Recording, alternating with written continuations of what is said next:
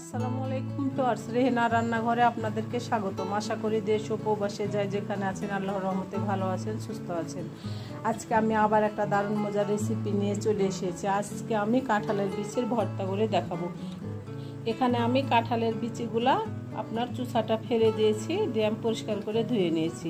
আমি যেহেতু সিদ্ধ করে ভর্তা করব সেজন্য আমি চুষাটা ফেলে আমি পরিষ্কার করে ধুয়ে নিয়েছি। মানে তেলে যদি ভর্তা করেন তাহলে আপনারা অবশ্যই চুষাটা ছিলবেন না, চুষা সহই আপনাকে টেলে নিতে হবে। আমি এখানে 50টা কাঁঠালের বিচি নিয়েছি। তাহলে চলুন কথা না বাড়িয়ে কিচেনে যাওয়া যাক। চুলায় আমি হাঁড়ি বসিয়ে দিয়েছি। এবার আমি শুকনা মরিচ ভেজে নেব। আমি একটু বেশি করে ভেজে নেব। আমি যেহেতু 2 পদের ভর্তা করব, আমি আলু ভর্তা করব আর আমি কাঁঠালের বিচির ভর্তা করব, সেজন্য আমি বেশি করে শুকনা মরিচগুলো আমি ভেজে নেব। এটা আমি তেল ব্যবহার করব না, আমি এমনিতেই। মরিচগুলো আমার ভাজা হয়ে গেছে। এবার আমি মরিচগুলোকে উঠিয়ে নেব। আমি মরিচগুলো উঠিয়ে নিলাম। গ্যাসটা আমি অন করে দিয়েছি। এবার আমি দিয়ে দেব কাঁঠালের বিচি।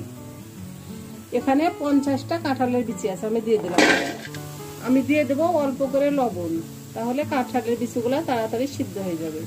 আমি এখানে দিয়ে দেব 1 মগ পানি। সিদ্ধ হওয়ার জন্য আমি 1 মগ পানি দিয়ে দিলাম।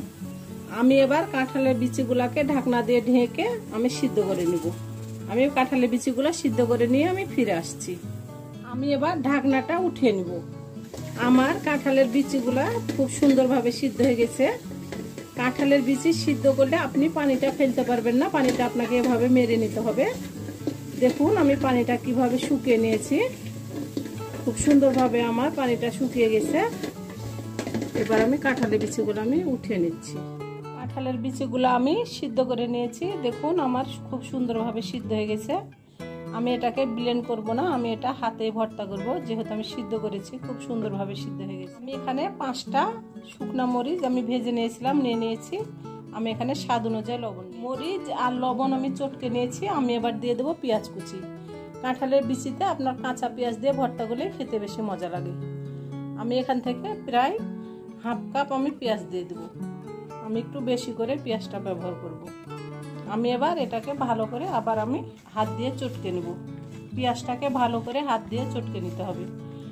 পেঁয়াজটা ভালো করে হাত দিয়ে চটকে নিলে ভর্তাটা খেতে খুব মজা লাগবে। আমি পেঁয়াজগুলোকে চিকন চিকন করে কেটে নিয়েছিলাম, লম্বা লম্বা করে। ভর্তাতে এরকমভাবে পেঁয়াজ কাটলে খেতে বেশি মজা লাগে। আমি এবার দিয়ে দেবো সরিষার তেল। যেহেতু আমরা ভর্তা করছি অবশ্যই সরিষার তেল ব্যবহার করতে হবে। আমি এখান থেকে হাফ কাপ সরিষার তেল দিয়ে দেবো। আমি এবার আবারও ভালো করে আমি চটকে নেব। আমি এবার দিয়ে দেবো 1টা লেবুর অর্ধেক আমি দিয়ে দিলাম। লেবুটা আমি চিপে নিয়েছি। এবার আমি আবারও ভালো করে আমি চটকে নেব।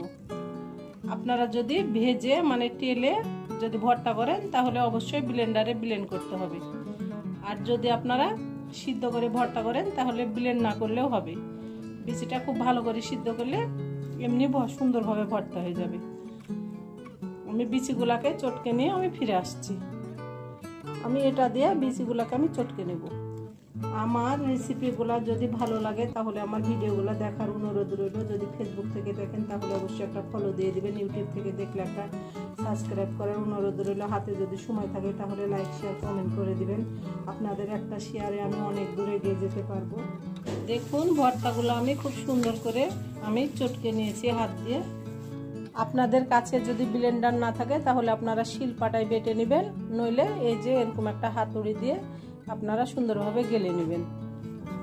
ভর্তাটা আমার হয়ে গেছে, পুরোপুরি কমপ্লিট ভর্তাটা।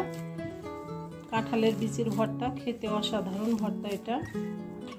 আমি এটাতে উঠিয়ে নিয়ে আমি আপনাদেরকে পরিবেশন করে দেখাচ্ছি। আপনারা সবাই আলু ভর্তা করতে জানেন, তারপরেও আমি আলু ভর্তাটা করছি কিছু নতুন আপু এবং ব্যাচেলার ভাইদের জন্যে।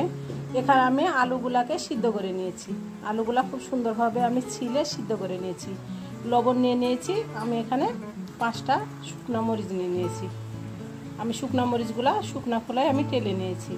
আমি এবার এগুলাকে চটকে নিই। মরিচগুলো আমার ভালোভাবে চটকানো হয়ে গেছে। আমি এবার দিয়ে দেবো পেঁয়াজ।